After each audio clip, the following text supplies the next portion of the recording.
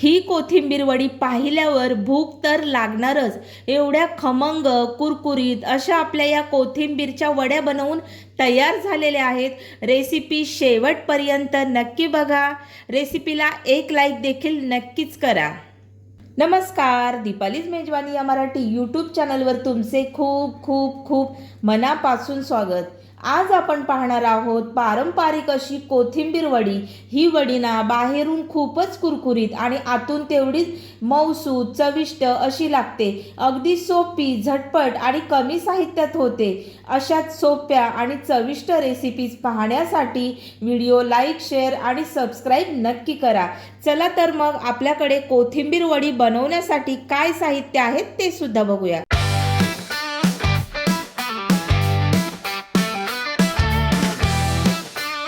कोथिंबीर वडी बनवण्यासाठी साहित्य आहे, एक बाउल भरून ना मस्त हिरवीगार अशी कोथिंबीर मी साफ करून घेतलेली आहे। त्याचबरोबर इथे ना 8 ते 10 पाकळ्या लसूण आहे, 4 चमचे तीळ, 8 ते 10 हिरव्या मिरच्या, 1 चमचाभर जिरं, 4 चमचे तांदळाचं पीठ, लागेल तसं आपण बेसन पीठ घालणार आहोत, चवीनुसार मीठ, वड्या फ्राय करण्यासाठी आपल्याला तेल लागेल, तुम्ही शालो फ्राय देखील करू शकता, आणि मिक्स करण्यासाठी पाणी। सगळ्यात अगोदर ना आपल्याला ही कोथिंबीर ना स्वच्छ अशी धुवून घ्यायची आहे 3 ते 4 पाण्याने, आणि त्यानंतर आपल्याला ही एकदम बारीकसर अशी चिरून घ्यायची आहे। त्याचबरोबर आपल्याला वाटण करायचं आहे, तर वाटणामध्ये ना आपल्याला हिरवी मिरची, 1 चमचाभर जिरं आणि लसूण या तिन्हींचं आपल्याला वाटण करून घ्यायचं आहे। कोथिंबीर आपल्याला ना बारीकसर अशी चिरून घ्यायची आहे। ही ना स्वच्छ मी धुवून घेतलेली आहे, साधारण 3 ते 4 पाण्याने मी ही व्यवस्थित पाण्याखाली धुवून घेतलेली आहे। आता आपण याला एकदम बारीकसर, जेवढी शक्य होईल ना तेवढी आपल्याला ही बारीकसर अशी चिरून घ्यायची आहे। या पद्धतीने तुम्ही बघू शकता, इथे छान बारीकसर अशी आपली कोथिंबीर ही चिरून झालेली आहे। याचप्रमाणे आपण इतर राहिलेली कोथिंबीर सुद्धा ही चिरून घेऊया। कोथिंबीर आपली सर्व अशी बारीक चिरून झालेली आहे। त्याचबरोबर हे वाटण देखील आपलं वाटून झालेलं आहे। आता हे वाटण ना आपल्याला या कोथिंबीरीमध्ये घालून घ्यायचं आहे, आणि त्याचबरोबर यामध्ये ना बेसन पीठ सुद्धा आपण घालणार आहोत। तर ते किती चमचे लागते ते सुद्धा बघूया। आणि मिरची ना अशी ओबडधोबड अशीच बारीक केलेली आहे, अगदीच बारीक सुद्धा नाही केलेली, या पद्धतीने आहे, तुम्ही बघू शकता। आणि हे बेसन पीठ आहे ना हे सुद्धा आपण घालायचं यामध्ये, 4 चमचे एवढं घेतलं आहे। आणि हे तांदळाचं पीठ आहे ना, तर हे सुद्धा आपलं छोटे 4 चमचे असतात ना तेवढे भरून आहेत हे 4 चमचे, हे संपूर्णपणे ओतून घ्यायचं यामध्ये।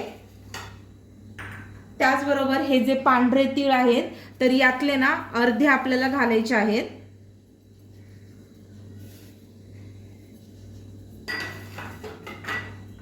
चवीनुसार मीठ,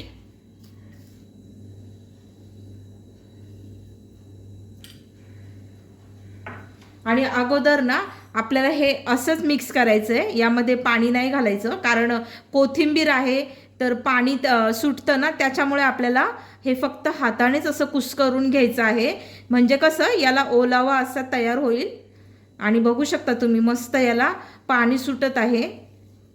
हे फक्त मिक्स करायचं आहे आपल्याला।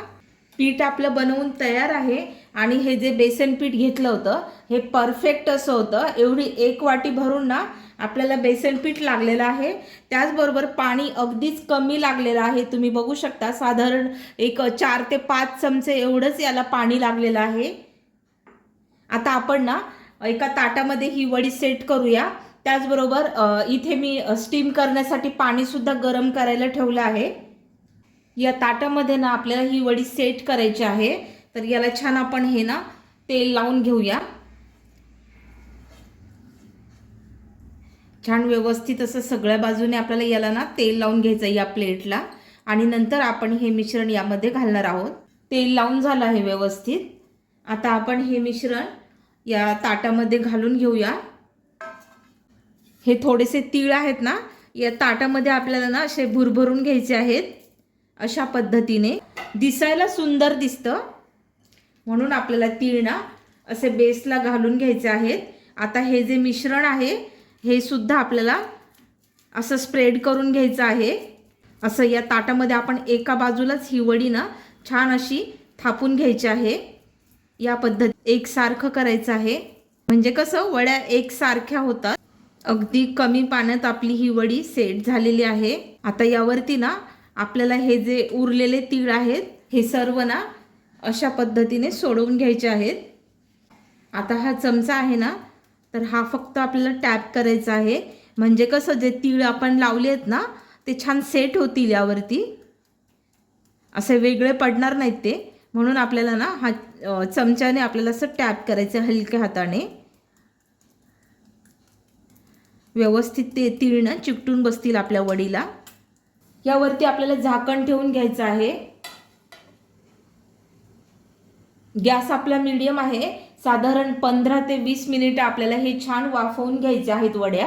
15 मिनिटे झालेले आहेत आणि आपण हे एकदा उघडून बघूया आपली वडी शिजली आहे का।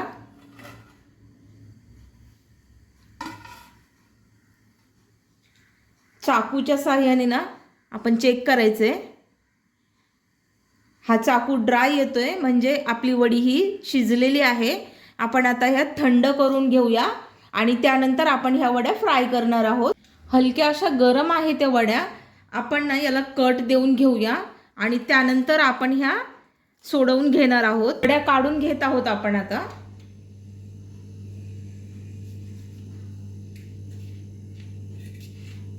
अशा पद्धतीने ना चाकूच्या साहाय्याने आपल्याला ही वडी ना काढून घ्यायची आहे आणि तुम्ही बघू शकता खूपच छान अशी आपली ही वडी दोन्ही बाजूनी झालेली आहे आणि अगदी कमी पीठ आपण याला वापरलेलं आहे, त्यामुळे अशी ही भुसभुशीत अशी आपली ही वडी छान अशी तयार झालेली आहे।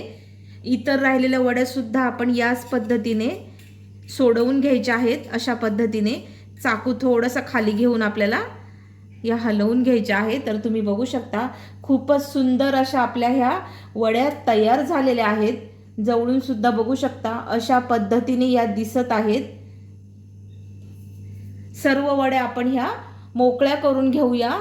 सर्व वड्या आपल्या ह्या मोकळ्या करून झालेल्या आहेत आणि तुम्ही बघू शकता खूपच छान अशा आपल्या ह्या दोन्हीही बाजूनी वड्या बनवून तयार झालेल्या आहेत। त्याचबरोबर एकूण एक वडी आपली छान अशी मोकळी झालेली आहे, अजिबात ती चिकटलेली नाही खाली आणि खालचं टेक्स्चर सुद्धा तुम्ही बघू शकता खूपच छान असं याला जाळीदार असं टेक्स्चर आलेलं आहे।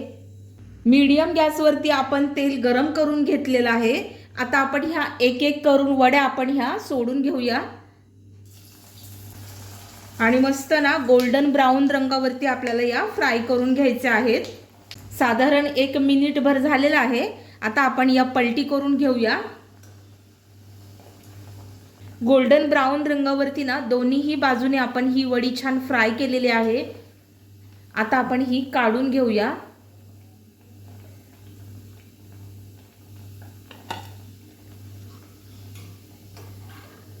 आणि इतर राहिलेल्या वड्या सुद्धा आपण आता फ्राय करूया।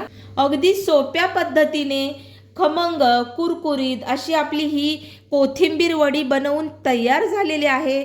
तुम्ही सुद्धा घरी एकदा नक्की ट्राय करा आणि इतरही रेसिपी आहेत आपल्या ज्या तुम्ही बघतात, त्यामध्ये सुद्धा तुम्ही बघत आहात की मी मसाल्याचा खूप कमी वापर करते। माझ्या रेसिपीमध्ये ना मसाले खूप कमी वापरले जातात आणि मी नेहमी अगदी पहिल्यापासून अशाच रेसिपीज पदार्थ म्हणा याच पद्धतीने बनवते आणि खायला सुद्धा अतिशय टेस्टी असे लागतात।